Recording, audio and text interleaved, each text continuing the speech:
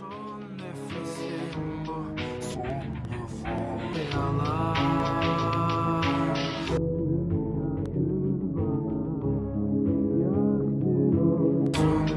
Yak ne varsa,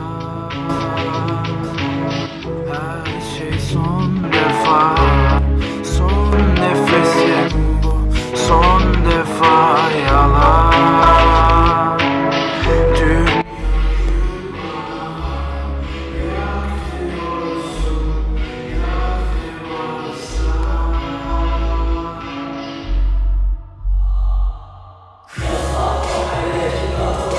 Satırla gitar çalıyor bir deli terasta. 90'larda hipster sakallı babamla fotoğrafımı parçaladım. 50'lik Sivas'ta yavaştan düşmek için adımlarım banktan. Kaldırımla ilişkimiz başlıyor ufaktan. Snapchat'te sırıtırken napsınız kaç oktav ne boktan. Havalıydı atılmak sınıftan. Yanlışım tamam da neden tek doğrunuz buydu. Az yanamı takmak için 20 lira bozdur. Özellikle boktan, özellikle siktir. Örnek olsun hayatımı özellikle siktim. Ölmeden bir kez bak, ağlamaktan korkma.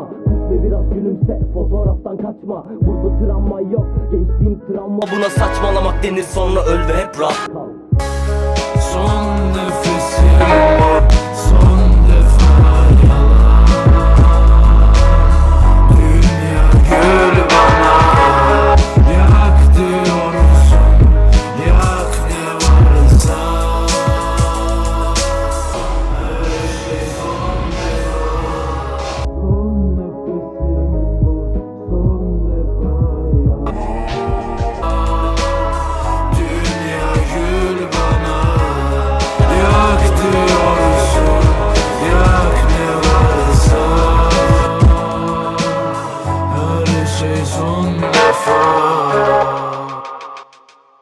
Herkes kendi silindi sanki yaşadıklarım bir filmin ikinci CD'si. Bu vera dedikleri isabet etmeliydi, hangi köpeğin ağzında kaldı dilin kemiği. Aynı anda konuşunca şeytan ve melek, bir iyi bir kötü günler hep üstümden geçerek. Kaçır keçileri, batır gemileri ve artık harbiden soğudum, gel hevesim geri.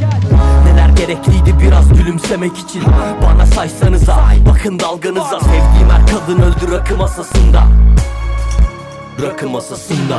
Başkasını suçlamayı ben de istiyorum, fakat kendimle yüzleşmek için para vermiş gibiyim. İşte böyle yalanlarda anca söylediklerim. Zaten üzülmek hepimizin baba mesleğiydi.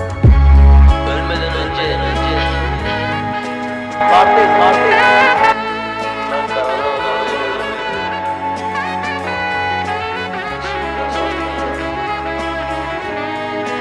sen de bizden gel.